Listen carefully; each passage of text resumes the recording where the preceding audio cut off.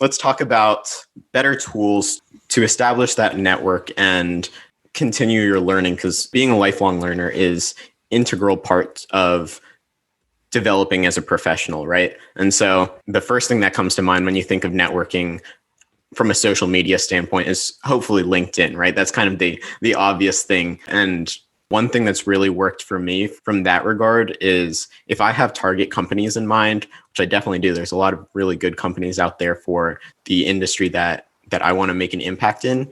Really just search the name of the company, find their page, and then go to the people section on that page and search for the role that you're super interested in, and really just ask people to connect, check their profile, see if it's the role that you're looking for, and then send them a message, invite them to connect, ask for a quick 15 to 20 minute chat. A lot of people really want to help you. And I've developed a lot of really cool relationships with people just by having this quick chat. And it's really made me more motivated to get the jobs that these people have. So they have the experience and they want to help you. So just use that to your advantage and potentially use them to learn more about the role. Don't go in there expecting for a job. Please don't do that. But just keep continuing to learn and establish those relationships. And again, do the thing where you share a podcast with them or you share articles with them and develop that relationship. Don't just let it be a one-off thing. That's the whole point of networking. Yeah, for sure. Yeah, you don't want it to be one-off, and you also don't want it to be transactional. So there's this sort of in between. And I would say something else about being a better networker is being organized about it. Mm-hmm. And there are a number of great ways to do this. And I know one of them, I think all throughout my undergraduate experience, I had a great calendar management system. Like I used just the calendar that was on my computer. But something I didn't do, for lack of better words, religiously until the semester was make sure that my personal email calendar and like my computer calendar were totally integrated together.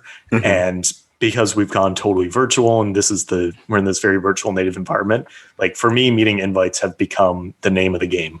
You send, and the main reason why is because you want to send that link where you're supposed to meet at that time. So whether that's like a Zoom link or a Blue Jeans link or whatever, you name it, like having that link to say, this is where we're meeting, or even if it's just like here's my phone number.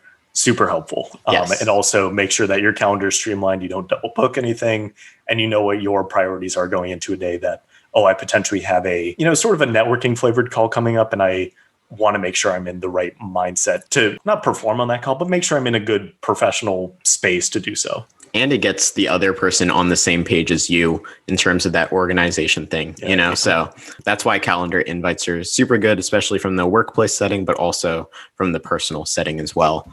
And speaking of that video, just even if you're in a group call, especially if it's something that can progress your career, advance your career, turn on your video. Like it's just people love seeing your faces. And, we've heard stories of people who actually end up getting a job or really getting noticed because they're the only ones that turn on their video when everybody else kind of keeps it turned off. And when you can see someone's face, you can attach it to a name. Again, that really works wonders. It's crazy how that works, but the professional world is still a very social world, and that's how you establish those connections. Oh yeah, and there's 100% some psychology there that like you remember a face before you remember a name. It's also in the classroom setting currently, considering how virtual we are. I know I was in a course this semester where I was the only person who'd regularly turn on my camera, and part of me felt like, oh my God, I'm such a nerd, right? Like I'm the one person who's turning on my camera besides the professor. And I was like, oh man, I'm really that guy. But also I think it was great. Like I 100% don't regret it. And, the professor and we kind of had a repertoire already going because I'd taken a course with him previously, but I think it continued to strengthen it, especially this semester.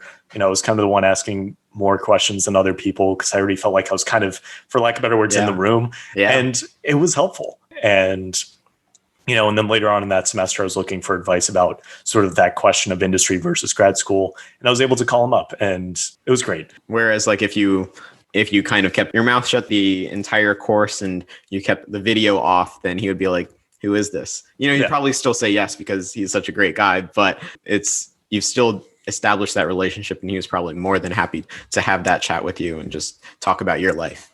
And going back to that whole topic of learning is making this show is a great way for me to learn personally as we bring on all these people from various parts of the industry and get their input. But also, if you don't necessarily have a recurring way of hearing from people, another set of great tools are coming about online for curated online coursework.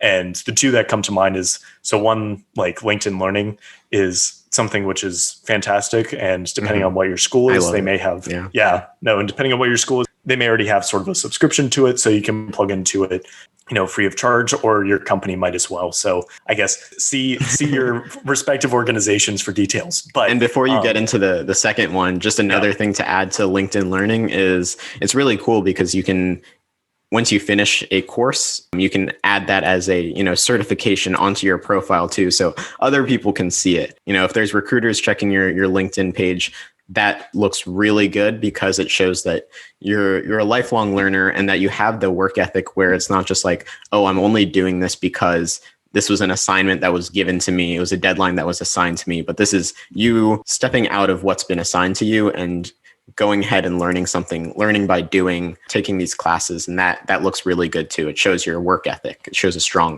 work ethic. Yeah, totally agree on that. And yeah, but then of course, if you're going to put this thing on your LinkedIn page or whatever, you need to also make sure you have the skill solidly enough in place to back it up. So don't go thumbing through one of those things, get the certification. It's like, no. No, don't do that. Yeah, no. But it is a great platform and certainly something that I took advantage of at sort of minimally at different times in undergrad, but certainly there are other ways to do that outside of if your institution or company or organization, you name it, doesn't have access to those sorts of things. The other platforms like Udemy, which are coming up, and Coursera, and you can buy like a whole curated course. It has a lot of times like exercise files, it has videos and the whole 9 yards. And I know I did one of those a couple of years ago to like learn Python just for fun. And it was great. Really helped. Oh yeah. No, I want to do that. I mean, you just mentioned Python, but as we've mentioned in previous episodes, machine learning, computational material science, AI, that's all going to be really important for the future of this field, in particular, material science and engineering. And so it's good to establish that fundamental understanding of potentially Python or another coding language, and then machine learning, and then continue to develop your understanding there. I think that's really good that you did that. And I want to do that in the future as well.